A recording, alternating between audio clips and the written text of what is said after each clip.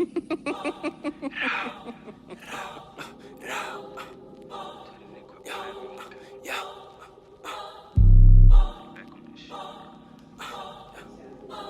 nigga Virgo on go, man. He one of the hardest, man. Take out the whole family tree. I don't go.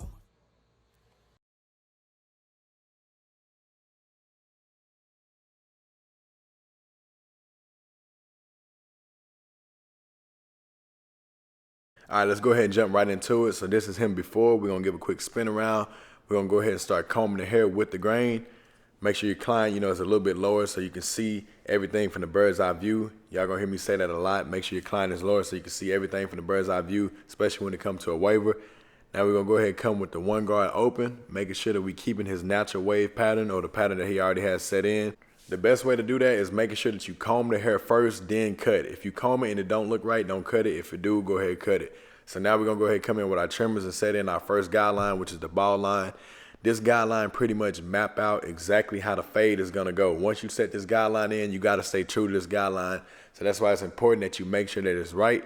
But keep in mind, it don't have to be perfect as if it was an edge up. A lot of people waste time and they end up pushing a fade higher because they want this line to be crispy as if it's an edge up. Remember that you're gonna fade it out at the end with your lever closed. So you might as well just not worry about it being too sharp. Just make sure to get the main flow of the haircut that you want to have. So like I said, this is sort of a drop fade. So long as it start high and drop a little bit at the back, then this guideline is doing everything that I needed to do. I start off, I set in one side and I make sure that the corners match before I meet up at the back.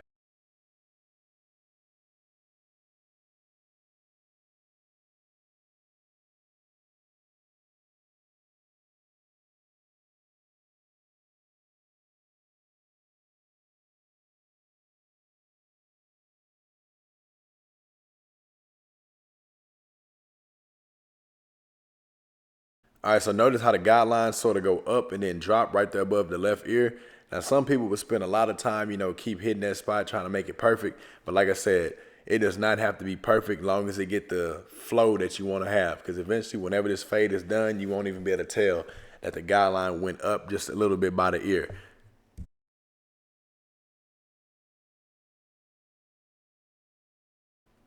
So now we're going to go ahead and come in with our rebels with the lever all the way open. Now keep in mind, this is a mid fade. Well, some people say drop fade, mid fade, whatever you want to call it. So pretty much that's telling you where you're going to put your lever open. So since it's a mid fade, you want your lever open to be about midway from your ball line to your total fading area, which is the parietal ridge in this case. So if it was a low fade, we would bring it about a third of the total fading area, and if it was a high fade, we would bring it about 3/4 of the total fading area, which means it would take up most of it. But since this is a mid fade, we only gonna bring it up about halfway of the total fading area. I hope that makes sense. If not, leave a comment. I'll further explain it in another video. But yeah, you pretty much want to make sure that you go all the way around, of course, with this guideline, keeping it consistent and even with the first guideline that you put in, which is the ball line.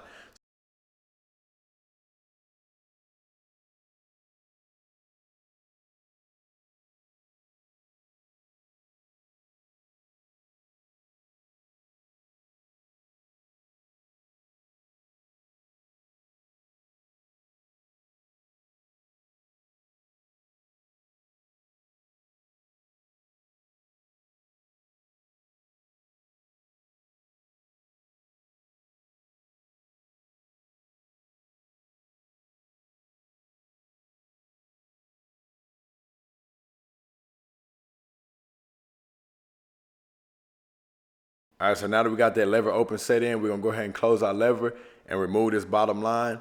Now, whenever it come down to this, the easiest way to remove this line, you wanna stretch the skin with your opposite hand, as you see me doing my right hand at the top of his head. If your clipper's a zero gap, it'll make it 10 times easier, but you wanna start at the bottom of that line and just flick past it. Now, keep in mind, you're working until the lever opens, so you can close the lever halfway, 3/4 of a way, a quarter of the way. Do whatever you got to do to make sure that this bottom line is removed and that it fades right into the lever open. So you're pretty much going to do that all the way around. I like to do this first because if I would have went ahead and faded out the 1.5 guard, then came back and balded it, I possibly would have brought it up too high on where I wanted it to be at on the lever open. So whenever I do my lever open, I take the line out as soon as I put it in.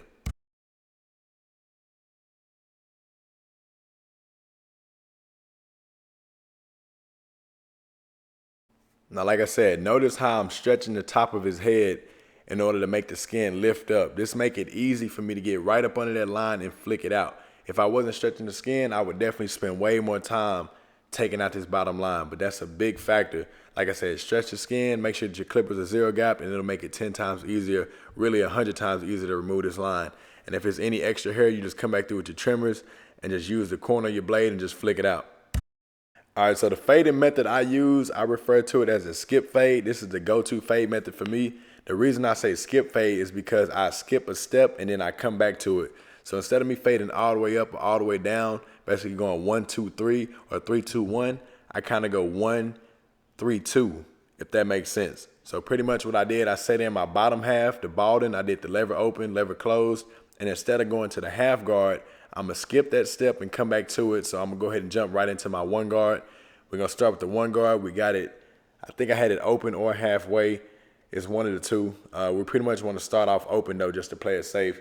So whenever you're doing yours, start off open. If you have to, close it. So we got that one guard open. Okay, if you see right there, I kind of close it a little bit. We got that one guard, and we're gonna start at that half guard line that we eventually gonna have to take out. We're gonna start right there and go up to the parietal ridge. Like I said, if you don't know what that is, parietal ridge is where the vertical line and the horizontal line meet on the edge up and make that corner. So you wanna start at the bottom half of that and go all the way up to there. Well, not all the way up. You're gonna leave a little bit of bulk because we're gonna do a trick at the end just to blend that out. But pretty much do that all the way around. Keep combing the hair as you see me doing, making sure that it's staying exactly where you want it, because when it come down the waves, the hair will move. So make sure that you always comb it back down.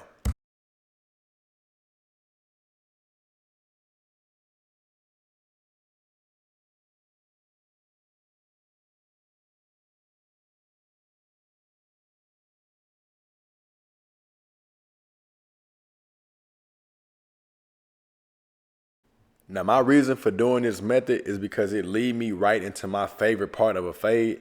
My favorite part of the fade is the half guard because it's the last piece and it just blend everything together. You taking your lever open and your highest guard, in this case is the one guard, and that half guard is pretty much just gonna put it all together.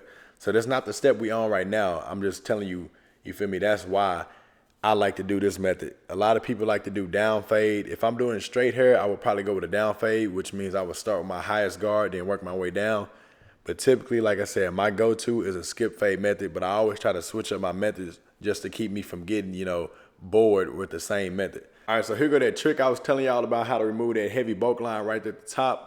What we're gonna do, we're gonna try one guard closed first. Since we used a one guard open, we're gonna use the smaller one with the grain first. If that don't work, you can go ahead and come in with a half guard size bigger than what you faded into. So we did a 1, so we came back through with a half guard size bigger, which is a 1.5, and attack that bulk line. That still didn't work, so now what we're gonna do, this the real tricky part. It's gonna take you some time to get this, but we're gonna come back with the exact same guard that we used at the beginning. Keep up with me now, the beginning, which is the one guard open, and we're gonna flick at that line. Don't go past the line as if you're setting it in or pushing it up. Just flick at it. Notice how I flick and comb at the exact same time. That's one way to notice. So if you ever watch my videos and you wondering what step I'm on, if I'm doing a lot of, comb action too, then I'm probably flicking at a line trying to remove it. Now, if I'm just going straight up, then I'm setting in a fading area. But like I said, you want to mix in those 2 to 3 steps. So pretty much I close that one guard, attack right there at that area, then I come back through, open it, and flick. And if that don't work, like I said, you can use a 1.5 and go right past it. All right, so now we made it to the last and final step. Besides the edge up, this is the last step on the fade. Like I said, this is my favorite part because this guard right here is gonna put everything together. This is the half guard.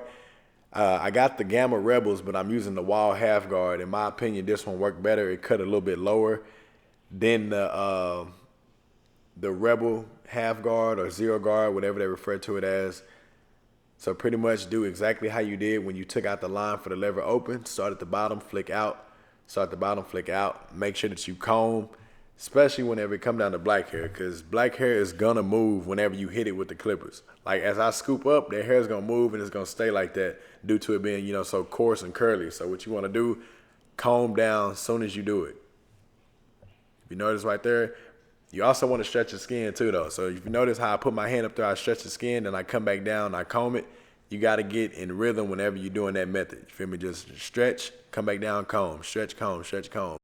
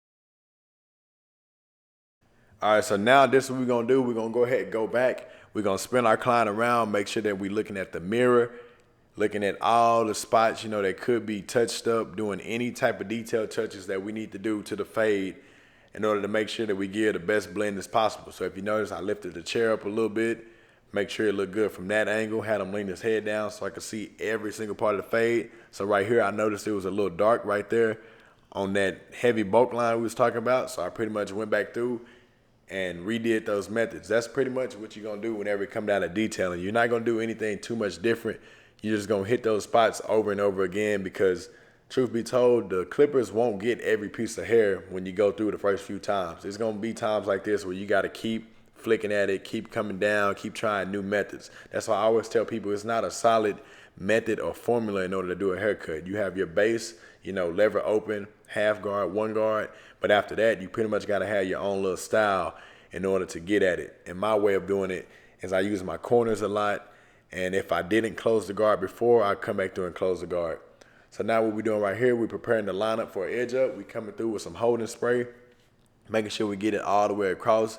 That holding spray take a little minute to dry. So what we do in order to kill two birds with one stone, while the holding spray is drying, we go ahead and do the facial hair.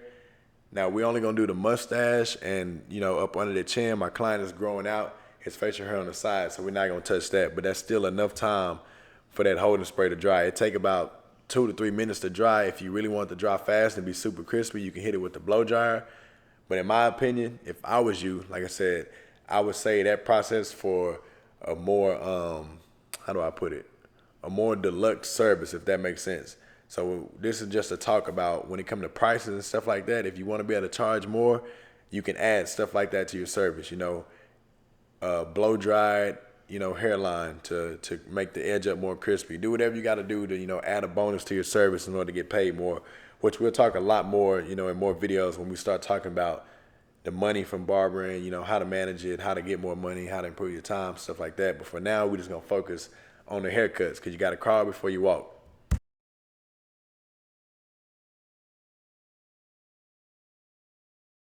All right, so now we're going to go ahead and get started on the natural lineup. You pretty much want to lower your client. That way you can get that bird's eye view and see everything. Now, if your trimmers are zero gap, it'll make this process 10 times easier, especially if you want to leave a nice crispy line. Zero gap trimmers and lineup preparation are the two most important things whenever it comes down to leaving a crispy line. So what we're doing right here, we're going to leave it natural as possible. So instead of going directly at that light spot and making it look full all the way across, we're going to edge up right in front of the light spot. We're going to hit the closest hair as possible. That way it's still a line, but it don't have to be, too crazy crispy because we are going to come back through with enhancements at the end in order to touch it up. So like I said, keep it natural. Start on one side. This is pretty much my method. You can do any method you want to do, but I like to start on one side, make that box, make that corner, and then just work my way around. But I also make sure I step back and make sure that that line is still following a natural path because not in this situation, but in some situations, the client's head can have a funny shape causing you to, even though you're following the line across, you might have to do some type of adjustments in between. But like I said, that's only for some clients' head. Whenever I run across a client with a head like that, I'll make sure to get some content for y'all to let y'all see what I'm talking about. Now, with fades like this, when it comes down to a drop fade, ball fade, pretty much any fade where you remove the C cup and you have it ball right behind the edge up, it's important to come back through and fade in the edge up line. So I like to leave as much hair as possible on the edge up line before, then I get to the end like this, and that's when I go ahead and take off any hair that needs to be taken off. That way it still had that fade because you don't want to have it faded behind the edge up and then right there at the edge up it's super dark.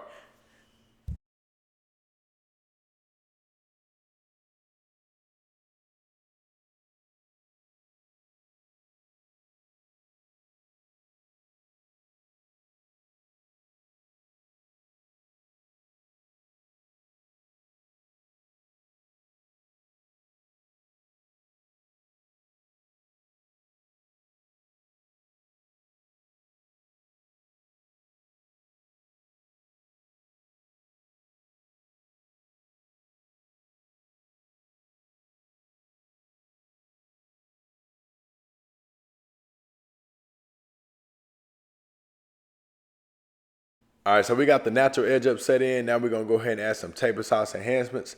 Go to www.tapersauce.com to order your enhancements. So we're gonna fill up our airbrush gun with it, get it pretty much ready to go. Take our enhancement card, place it directly in front of the edge up and spray right behind it. Now the key to this, to keeping it clean as possible, you wanna make sure that you keep it with the natural flow of the cut. So notice how I didn't spray the enhancement down at the bottom where the haircut is bald. Spray it directly at the top to keep that natural flow, because when it comes to enhancements, you're not making a new line. All you're doing is enhancing the natural lineup just to make it stand out more, to make it pop more. So if you add stuff to it, if you add more spray at the bottom that's gonna look like hair, it's gonna mess up the entire fade, you feel me? So make sure that you keep it natural but still enhanced, if that makes sense. Keep a natural enhancement look. So like I said, start right there. We fill in that light spot I was telling you about. Spray the enhancement. Notice how I only spray it like 2 to 3 times. You don't want to go too heavy with this paint because it'll start looking fake. You feel me? You don't want your client walking around looking like an action figure with just, spray paint all over their head. You want to keep it natural as possible. And another way of doing that, you want to add some fibers at the end just to give it that more real look, because the enhancement is, liquid based, and then the fibers are actual hair fibers. So what you want to do is add those fibers just to give that more dry hair look, if that makes sense. And then whenever you add the fibers, get everything done, you're gonna come back through with your trimmers and clean it up, get off any extra hair, any extra ink, any extra fiber.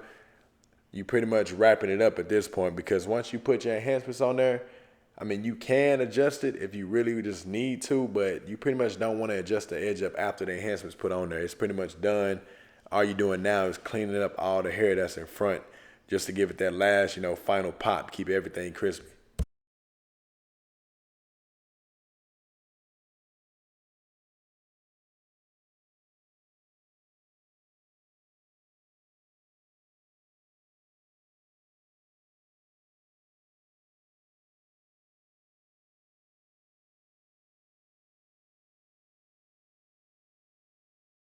So what I like to do my razor at the end after enhancements. I know some barbers, they'll do razor in between enhancements, but what I like to do is do it at the very end. Right there, I noticed a little funny spot on the lineup, so I went ahead and retouched it. And this is pretty much the end of the video. You feel me? Go ahead and like for some more, subscribe, do all that good stuff. This is me taking a picture that you probably seen on Instagram. And yeah.